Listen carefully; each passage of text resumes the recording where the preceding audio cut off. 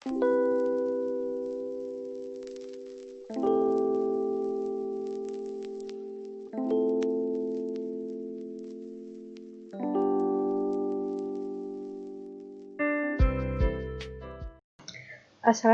warahmatullahi wabarakatuh. Baiklah, jadi di video ini saya akan membahas materi mengenai operasi unit kontrol pada mata kuliah arsitektur komputer. Unit kontrol. Bagian CPU yang menyebabkan fungsi komputer dapat tercapai. Mengeluarkan sinyal-sinyal kontrol yang bersifat internal bagi CPU untuk memindahkan data antar register agar ALU melakukan fungsinya dan untuk mengatur operasi-operasi internal lainnya. Mengeluarkan sinyal kontrol eksternal bagi pertukaran data memori dan modul-modul input atau output. Siklus instruksi merupakan rangkaian tahapan operasi, yang mana operasi pengambilan fetch, indirect, eksekusi, pengolahan, interupsi bila ada. Dalam pembahasan unit control, kita akan melihat tahapan operasi tersebut lebih mikro lagi, yang biasa disebut operasi micro operation, yang mana operasi fungsional atau atomik suatu CPU. Fungsi CPU, fungsi operasi opcode. Yang kedua, fungsi mode pengalamatan. Kemudian yang ketiga, fungsi register. Yang keempat, fungsi antarmuka modul input atau output. Fungsi modul memori. Yang keenam, fungsi pengolahan interrupt. Kita bahas elemen siklus program. Dapat dilihat gambarnya di sini. Kemudian register operasi pengambilan. Yang pertama, memory address register MAR dihubungkan pada bus alamat untuk menspesifikasi alamat di dalam memori untuk operasi baca atau simpan.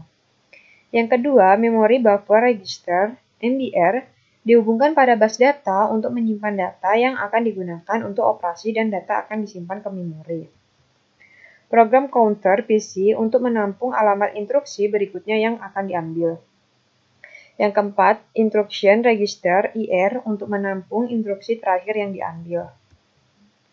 Langkah-langkah siklus pengambilan. Yang pertama, alamat instruksi berikutnya dimuatkan ke PC.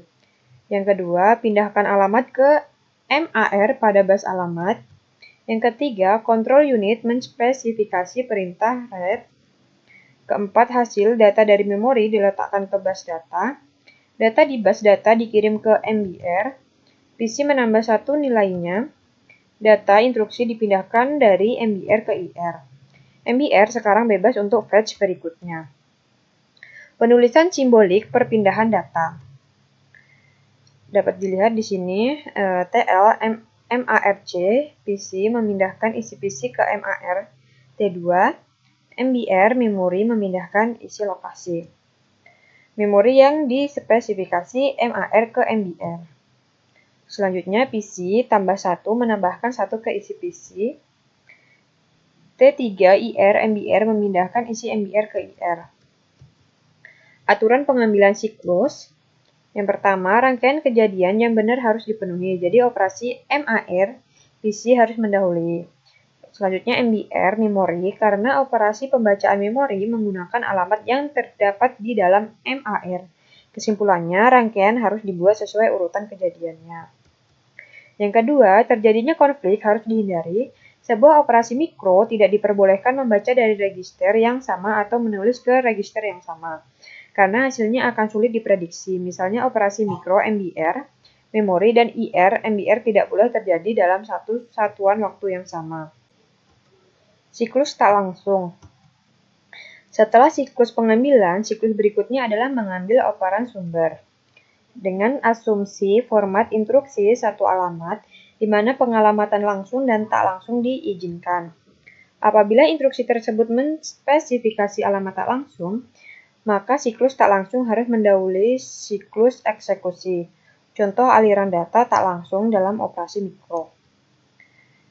Yang pertama, TL MAR IR address, kedua T2 MBR memori, T3 IR address, MBR address. Siklus interrupt. Pada akhir siklus eksekusi dilakukan pengujian keberadaan interupsi. Bila terjadi interupsi, maka akan dijalankan siklus interupsi tersebut. Sifat siklus interupsi sebuah mesin berbeda sekali dengan interupsi pada mesin lainnya. Berikut sebuah contoh siklus interupsi dalam operasi mikro. Ini dapat dilihat. Lalu yang kedua, ini yang ketiga, ini yang keempat. Kemudian siklus interupsi lebih kompleks dan banyak dibandingkan siklus-siklus sebelumnya yang telah dijelaskan. Pada siklus pengambilan, indirect dan interrupt cenderung sama untuk bermacam-macam program. Pada siklus eksekusi tergantung perintah eksekusinya. Contoh operasi mikro untuk beberapa eksekusi interupsi.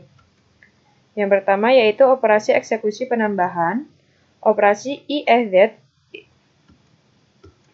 Langsung operasi eksekusi penambahan dapat dilihat ADD R1 X tambah isi lokasi X ke R1 dan hasilnya pada R1. Operasi mikronya, kemudian T1 MAR IR address, T2 MBR memori, T3 R1 RI tambah MBR, operasi IFZX tambah X dengan 1. Bila hasil sama dengan 0, loncati instruksi berikutnya. Operasi mikronya, T1 MAR IR address, T2 MBR memori, T3 MBR tambah 1. T4 memori MBR.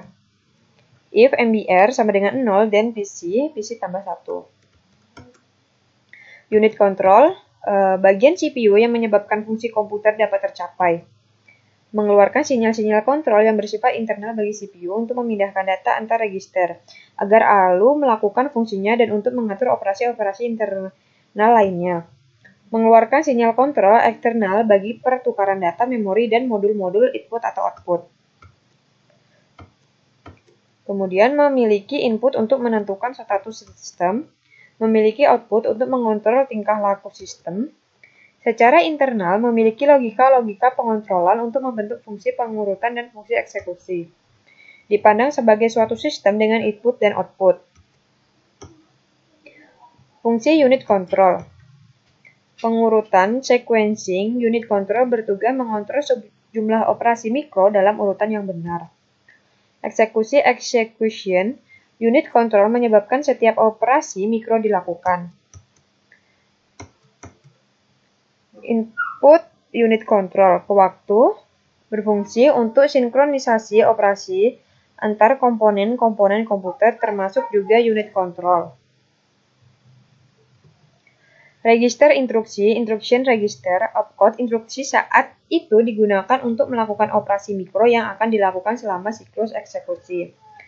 Flag ini diperlukan unit control untuk mengetahui status CPU.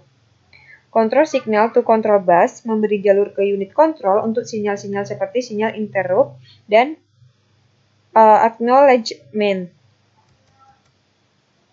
Output unit control. Sinyal kontrol di dalam CPU, control signal within CPU. Output ini terdiri dua macam sinyal, yaitu sinyal-sinyal yang menyebabkan perpindahan dari antar register. Sinyal-sinyal yang dapat mengaktifkan fungsi ALU yang spesifik.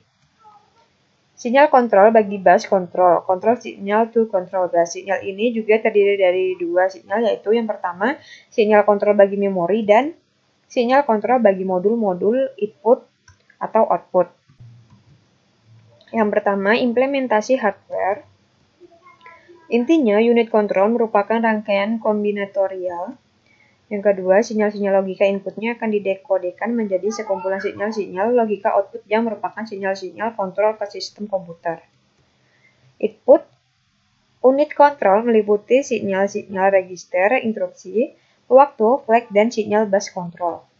Sinyal-sinyal input tersebut sebagai masukan bagi unit control dalam mengetahui status komputer.